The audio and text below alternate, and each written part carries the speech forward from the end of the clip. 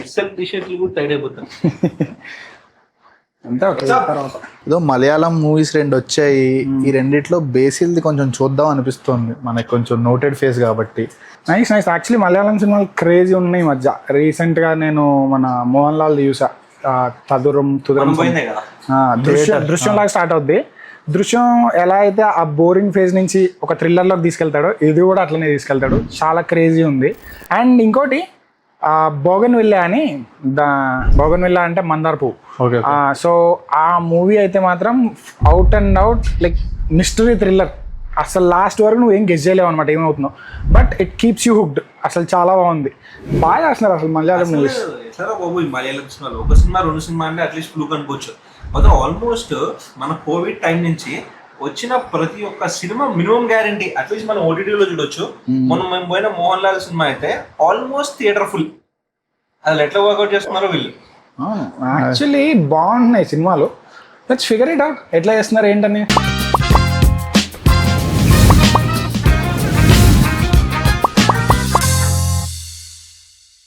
మనం ఈ మలయాళం మూవీస్ ఎందుకు వర్కౌట్ అవుతున్నాయో ఫిగర్ అవుట్ చేద్దాం. నేను ఒపీనియన్ చెప్తా, మీరు కూడా మీ ఒపీనియన్ చెప్పండి. What comes in to your mind అది చెప్పండి. సో ఫస్ట్ ఆఫ్ ఆల్ ఒక మలయాళం సినిమా గురించి మాట్లాడినా లేదా చూసినా with something which take back home is a story. So story వాళ్ళకి చాలా యూనిక్ ఉంటుంది, చాలా సింపుల్ ఉంటుంది, రిలేటబుల్ ఉంటుంది. సో మన దగ్గర ఇట్లాంటి స్టోరీస్ రావడం చాలా రేర్. వచ్చినా కూడా పెద్ద వర్కౌట్ అయినా ఎందుకో మళ్ళీ తీయరు. ఫర్ ఎగ్జాంపుల్ ఇప్పుడు నువ్వు చెప్పు, నీకు గుర్తున్న one of the good recent movie you watched wear the story is the hero, అంటే స్టోరీ మంచి హుక్ పాయింట్, స్టోరీ చాలా బాగుంది అట్లాంటి ఒక సినిమా చెప్పు. రీసెంట్ అంటే కష్టం, కానీ నాకు what comes to my mind is care of Kancharapalem. Nice. అది ఓన్లీ స్టోరీ మీద ఎవ్వరు మనకు తెలియని వాళ్ళు, బట్ స్టోరీ మీద అది ఇస్ హీరో. అండ్ నువ్వు చెప్పింది ఎగ్జాక్ట్లీ కరెక్టే. ఇంకోటి ఏంటంటే మన సైడ్ అంటే టాలీవుడ్, నేను వాట్ ఐ బిలీవ్ ఇస్ ఎక్కువ లార్జ్ స్కేల్లో తీద్దాం అనే ఒక దీనిలో వెళ్ళిపోతున్నాం. Like after Baahubali or Pushpa మనకు అది ఎక్కువ అయిపోయింది. అరే ఇంత బడ్జెట్తో సినిమా వస్తుంది అంటే కలెక్షన్స్ ఇంత వచ్చేస్తాయని మరి ఫిక్స్ అయ్యారు లేవు తెలియదు, కానీ ఎక్కువ ఈవెన్ ఆడియన్స్ కూడా మోర్ దాన్ స్టోరీస్ ఇట్లా లార్జ్ స్కేల్లో తీశారు అంటే వాళ్ళు వెళ్తున్నారా లేకపోతే ఏమో తెలియదు, కానీ బట్ థియేటర్ అది కావాలి. సో టు బ్రింగ్ ఆడియన్స్ అది కావాలని ఫిక్స్ అయ్యారు. కానీ ఇప్పుడు మలయాళంలో చాలా సింపుల్ స్టోరీస్ ఉంటాయి. ఫర్ ఎగ్జాంపుల్ నేను మొన్న సూక్ష్మదర్శిని చూసా, నజ్రియాది. అదేంటంటే జస్ట్ ఒక అమ్మాయికి ఒక యాంగ్జైటీ ఉంటుంది చుట్టుపక్కల ఏం జరుగుతుందని. ఓకే, ఆ ఒక్క పాయింట్ తీసుకుని అదే స్టోరీ. ఒక చిన్న వ్యాలీలో ఒక చిన్న విల్లాలు, ఒక 4-5 విల్లాలు ఉంటాయి, దానిలోనే అసలు ఏం జరుగుతుందని చెప్పేసి స్టోరీ సింపుల్ 2 hours ఉంటుంది. అండ్ నువ్వు 2 hours చూస్తావు అంటే నీకు అసలు బోర్ కొట్టదు, ఎక్కడ ఏ పాయింట్ లో కూడా బోర్ కొట్టదు. సో నాకు తెలిసి మలయాళం సినిమాలు మనం ఎందుకు ఎక్కువ చూస్తున్నామంటే స్టోరీ, ఆ స్టోరీ సెలెక్షన్ అండ్ ఆల్. నువ్వు చెప్పు. ఇప్పుడు దాంతో పాటు నన్ను అడిగితే టెక్నికల్ వాల్యూస్ చాలా బాగుంటాయి వాళ్ళది. ఒక సినిమాటోగ్రఫీ కానీ, బ్యాక్గ్రౌండ్ మ్యూజిక్ కానీ, సౌండ్ మిక్సింగ్ కానీ అంతా ఏంటంటే నువ్వు ఇప్పుడు ఏంటి మనకి చుట్టూ చెట్లు ఎక్కువ ఉండవు, కానీ కేరళ నువ్వు వెళ్తే ఒక ఫీలింగ్ ఉంటుంది చూసావు, ఆ అట్మాస్ఫియర్ అదంతా నీకు మూవీలో తీసుకొస్తారు. ఓకే, సినిమాటోగ్రాఫర్, ఇంకా కలర్ గ్రేడింగ్, ఇంకా మెయిన్ అదే సౌండ్స్. ఆ సౌండ్స్ అనేది నువ్వు థియేటర్కి వెళ్ళావు అంటే నువ్వు కేరళ విజిట్ చేసిన ఫీలింగ్ వచ్చేటట్టు చూపిస్తారు. ఫర్ ఎగ్జాంపుల్ తుదిరం మూవీ చూసాం, దాంట్లో ఏంటి స్టార్టింగ్లోనే అది ఒక ఫ్యామిలీ ఓరియంటెడ్ మూవీ, అది కేరళలో జరుగుతుంది. దాన్ని సింబాలిక్ ఏం చేశాడంటే ఏనుగులు, వాటి గుంపులు, ఒక ఫ్యామిలీని చూసినట్టు అలా స్టార్ట్ చేశాడు అనమాట. అసలు ఆ ఫీలింగ్ నువ్వు అక్కడికి వెళ్ళినట్టు ఉంటుంది. బాగా వాళ్ళ రూట్స్కి, వాళ్ళ ఏమంటారు ఆ లోకల్ థింగ్ని నీకు బాగా దగ్గరికి తీసుకొచ్చి చూపిస్తారు. సినిమాటిక్ ఎక్స్పీరియన్స్ అనేది వీళ్ళు చాలా బాగా తీసుకొస్తారు అనమాట మన దగ్గరికి. ఎస్పెషల్లీ నువ్వు చెప్పినట్టు ఎప్పుడైతే ఈ ఓటీటీ నుంచి వాళ్ళు మన థియేటర్స్ కూడా ఫుల్ చేయడం స్టార్ట్ చేసినారు, వాళ్ళు వీటిపైన ఫోకస్ చేయడం కూడా చాలా చేసినారు. ఎందుకంటే నువ్వు చెప్పింది నేను ఫర్ షూర్ రిలేట్ చేసుకున్నా మూవీ చూసేటప్పుడు. ఆ మోహన్ లాల్ సినిమా స్టార్ట్ అయ్యేటప్పుడు ఆ సినిమాటోగ్రఫీ కానీ, the way background music was, how they're blending it, అదంతా చాలా బాగుండే. అవునవును, కరెక్టే. అండ్ నువ్వు అన్నావు కదా ఓటీటీ అని, అది కరెక్టే. ఒకప్పుడు వాళ్ళు ఏది రొట్ట సినిమాలు తీయరంది కాదు, వాళ్ళు కూడా ఇట్లా ఒక హీరో వచ్చి గుద్దితే ఒకటి చెంపతో పాటు ఇంకోటి చెంపకి వెళ్తా ఉంటుంది, రీల్స్ లో చూసే ఉంటారు. సో వాళ్ళకి కూడా స్టార్ వర్షిపింగ్ అనేది ఉంది. మమ్ముట్టి, మోహన్ లాల్ తప్ప ఇంకో పేరు తెలిసేది కాదు. కానీ ఈ కోవిడ్ థియేటర్కి వెళ్ళడం ఆపేసి కోవిడ్ టైంలో అందరూ ఓటీటీ మీద బాగా పడ్డారు. అండ్ ఓటీటీలో కూడా రొటీన్ సినిమాలు తీయడం స్టార్ట్ చేశారు మన వాళ్ళు చెప్పాలంటే కొంచెం. ఓకే, ఓకే, అన్ని అని కాదు but most of them.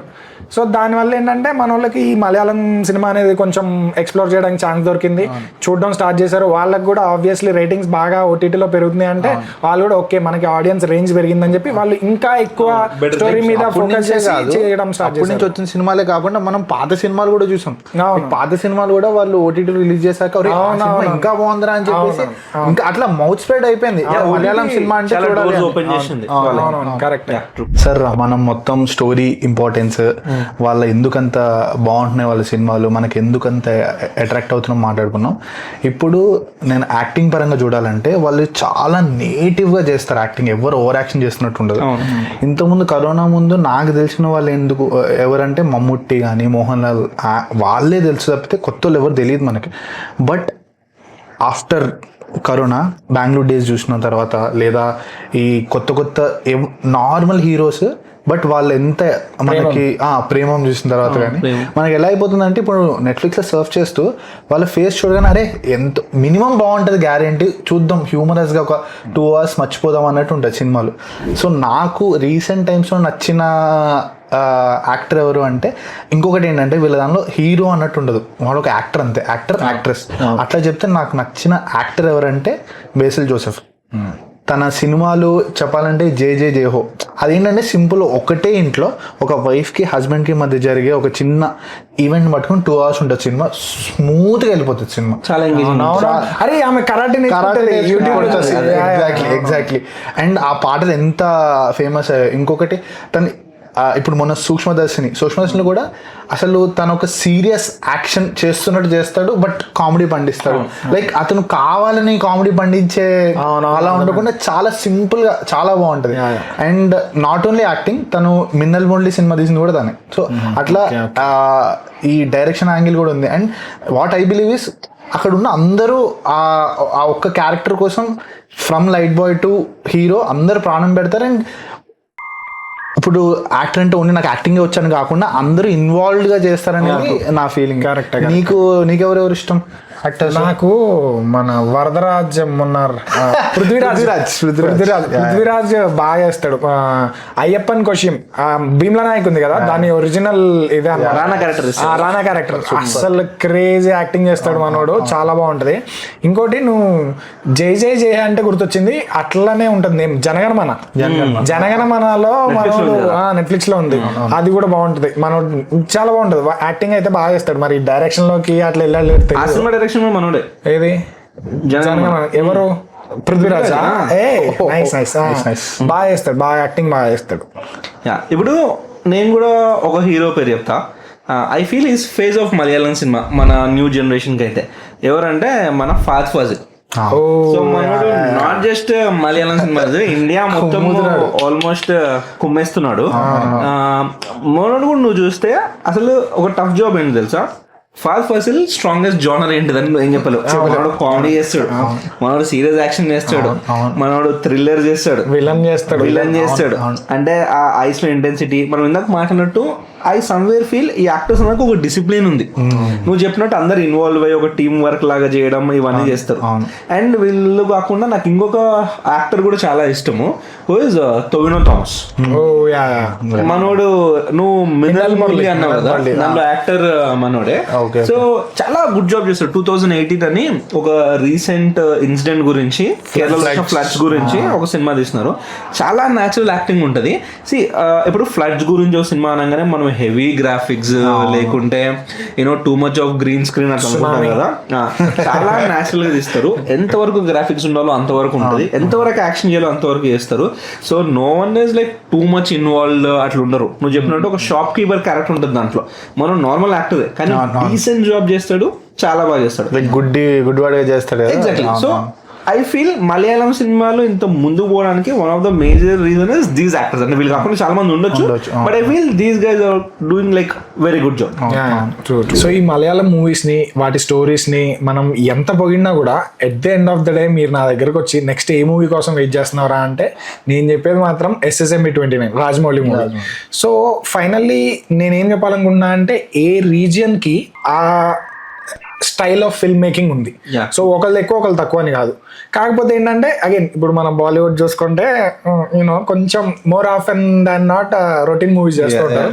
So ఈ మలయాళం మూవీస్ నుంచి మిగతా ఇండస్ట్రీస్ ఒక ఇన్స్పిరేషన్ లాగా తీసుకొని అట్లీస్ట్ ఆ టాప్ టియర్ హీరోస్ డైరెక్టర్స్ కాకపోయినా ఈ ఇప్పుడు వచ్చే వాళ్ళైనా సరే కొంచెం కొత్త కైండ్ ఆఫ్ మూవీస్ తీయాలి, స్టోరీస్ తీయాలి, అండ్ టెక్నికల్ ఆస్పెక్ట్స్ మీద, యాక్టింగ్ మీద ఎక్కువ ఫోకస్ చేయాలని నేను కోరుకుంటున్నాను. ఏమంటారు? కరెక్టే.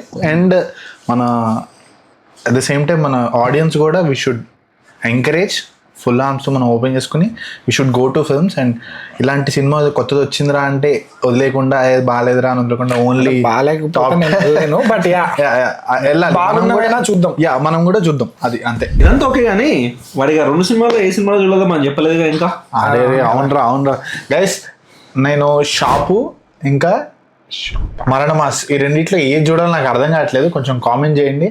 అలానే ఈ కంటెంట్ మా కంటెంట్తో మీరు రిలేటబుల్ అయితే please share, like and subscribe. Thank you guys. Bye.